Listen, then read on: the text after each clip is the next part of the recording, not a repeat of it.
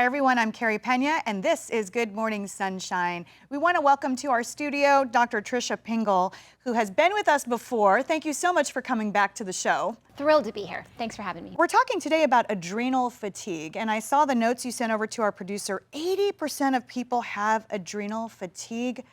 First of all, what is that? Yeah, well, 80% at least have adrenal fatigue. That stat came pre-pandemic, which it has soared since then. So let's talk, what is adrenal fatigue? I think historically, we look at it as your adrenals are failing, but that's not actually the case.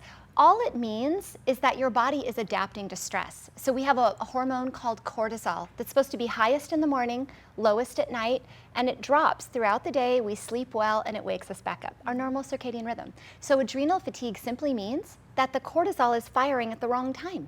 So the curve could go backwards or up and down, and this causes symptoms that are often missed. What are some of the symptoms? Yeah, it could be anything from something like hair loss, insomnia, weight gain, all the way to things like diabetes, cardiovascular disease, cancer, dementia. It starts as a symptom type scenario and grows into a disease scenario, and it's something that most physicians are not paying close attention to. We've historically always thought of stress as a mental disorder, but currently, with our times and with our technology and the toxins that we expose ourselves to, this is actually becoming a very chronic and really serious adaptation to stress. How do we get tested for this? Yeah, and that's always a great question because it's such a long list, and it's something that I look at the body as a whole being. Health is not black and white. It is a spectrum. It starts here and adapts over time. So you have to look at the body in a holistic way. One great way to start would be to look at salivary cortisol levels throughout the day. Typically, you would test it 4 times throughout the day and just see where your curve is. And that's a good indicator as to if your body is, experiencing adrenal fatigue. And I honestly believe that all of us have adrenal fatigue, Carey. It's just really about how extensively has our body adapted to that stress. So would we need to find a doctor to test this, or their take-home test kits? I mean, a doctor is always break it down for me. Break it down. So there are some take-home tests that you can do. I think it's always best to have a naturopathic or functional medicine doctor that's really looking at the body holistically. We're so quick to give a medication, say for heartburn, we just throw a medication on the table. Well, what if heartburn is actually an indication that your body is under stress?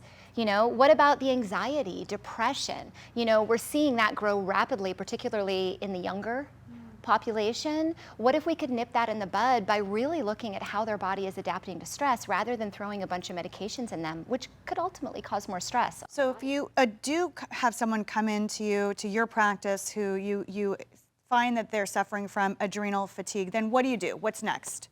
Okay, so there's 4 basic steps that I look at. Number 1, I look at nutrition.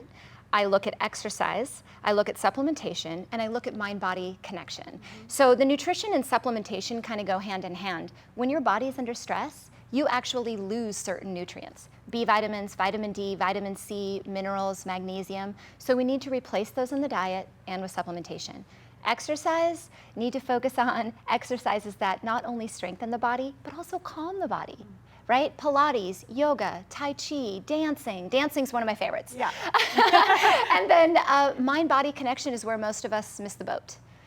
Because there's a lot of external stress around us, and I don't think people will argue with the fact that we bring energy from other people, and there's a lot of stuff that's out of our control. But one thing that we can control is how we interpret that stress, how we set our boundaries, how we live our life, how we pay it forward, and the rituals that we go through every day, such as deep breathing, meditation, gratitude, reframing. These are the things that I see honestly make the biggest difference, and the things that we've lost. We've lost that over the last few years. We forget to be grateful for every moment that we have on this earth. I think it's really important to protect your environment to the extent that you can, and to reduce the stress that you feel because of people around you. I mean, that is something that to a certain degree can be controlled. And I think that's a really important point that you make there. And I know I see your newsletters often, and they're really good. You give a lot of information, but I know you like to warn people about vitamins. just give a quick warning about how, because I read this all the time, I'm like, oh boy, she doesn't like all those vitamins that we're taking. So you say that a lot of vitamins really aren't quality. They aren't. I mean, our body uses nutrients for a purpose, right? So a lot of people would say, well, if your hair is falling out, take biotin. Well, if you don't have a biotin deficiency, it's not going to do anything, right? We have to look at how these nutrients are utilized in our body, which means the form matters, the quality matters. A lot of these vitamins are infused with additives and things that cause more stress on the body. So the quality of your vitamins are really important, and the ones you take, they need to have a reason. Otherwise, Yes. why take them?